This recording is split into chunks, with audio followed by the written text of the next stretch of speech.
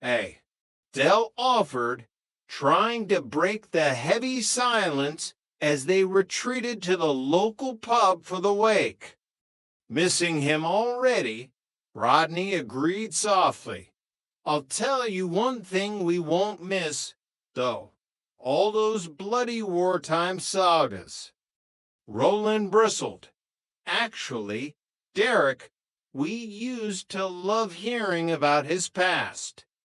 That's right, Roland's wife added. Couldn't get enough of it. Dell, misreading the room entirely, chuckled. Yeah, but God, he did go on, though, didn't he? He never bloody stopped. Rodney cringed, wanting the floorboards to open and swallow him.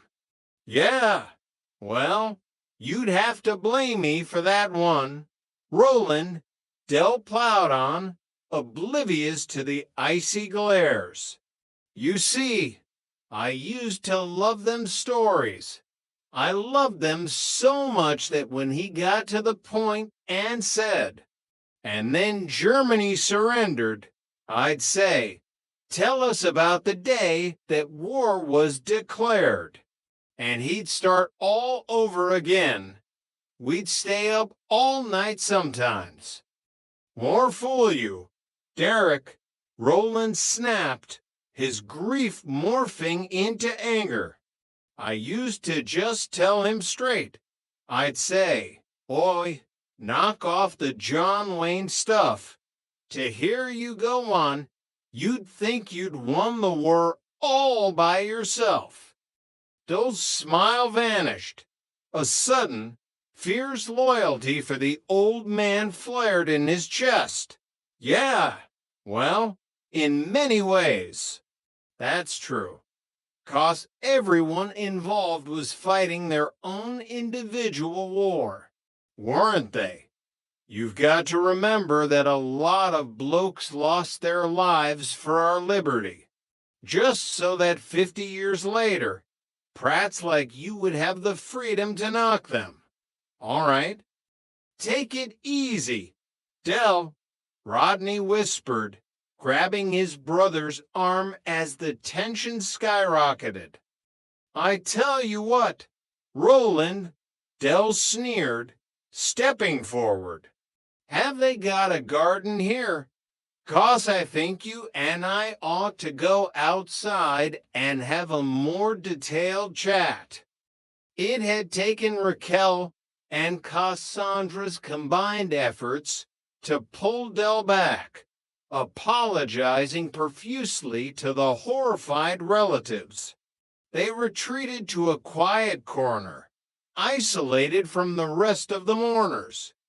I didn't mean to upset anybody, Dell muttered, staring into his lukewarm pint of bitter. It's just emotions running a bit high. That's all. I bet old Bunny's up there having a right laugh. Bunny? Rodney asked, confused. Yeah, Albert. That's what they called him in the RAF. Didn't they? Because his surname was Warren. Get it? Bunny Warren. Even in the depths of despair, Dell could find a terrible joke, but the laughter didn't reach his eyes. Chapter 4, The Managing Director. Back in London, the walls of the Nelson Mandela House flat seemed to press inward. The vibrant wallpaper from the 1980s was peeling, a physical manifestation of their decay. The bankruptcy court had delivered the final, crushing blow. Dell had been completely disqualified from running any business. The Inland Revenue was demanding £48,754, plus interest. They had 1 year to pay it back before the bailiffs would come to seize the flat itself. Raquel stood by the kitchen sink, washing the same mug for the third time. staring blankly at the tower blocks through the grimy window. "So, what are we going to do?" "Then, Dad," Damien asked, sitting on the faded sofa, playing a handheld video game that was already obsolete.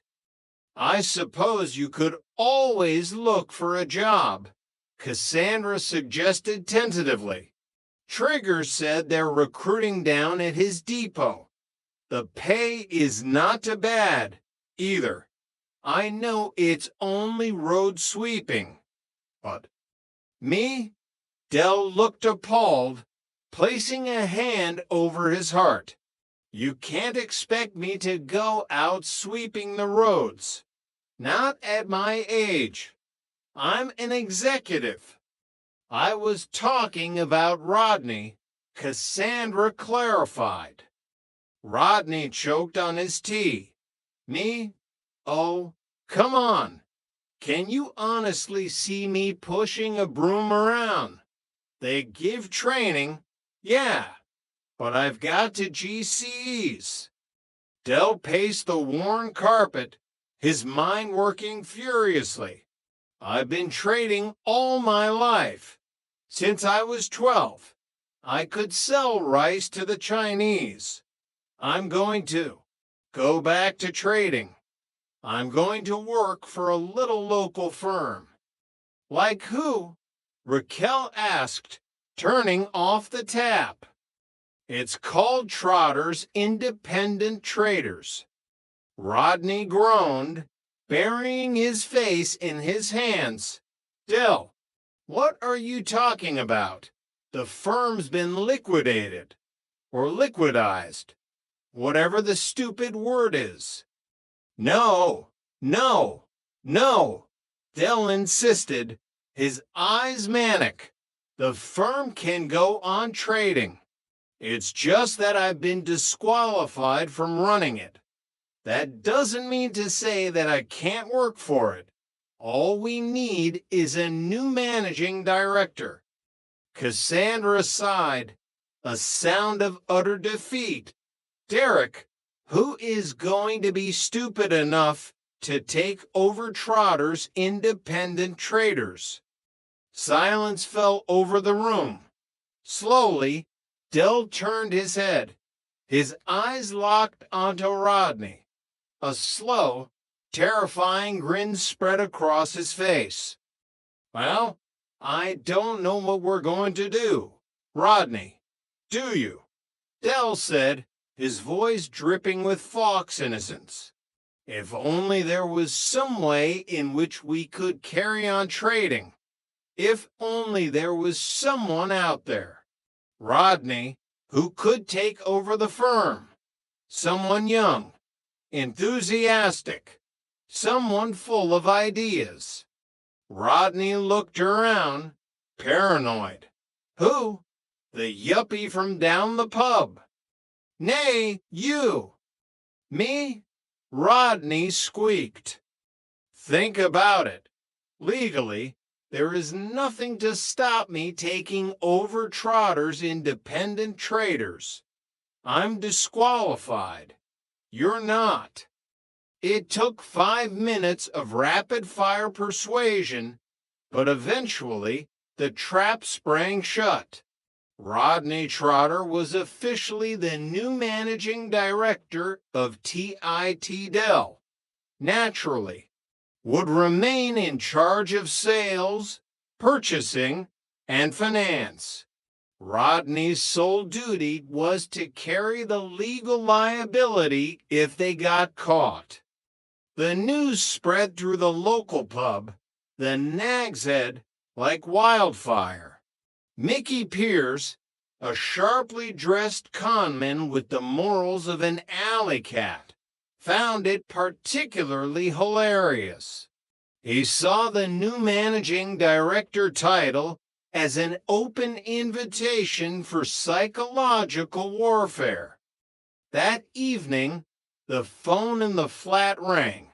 Cassandra, attempting to act like a professional secretary despite sitting on a sagging sofa,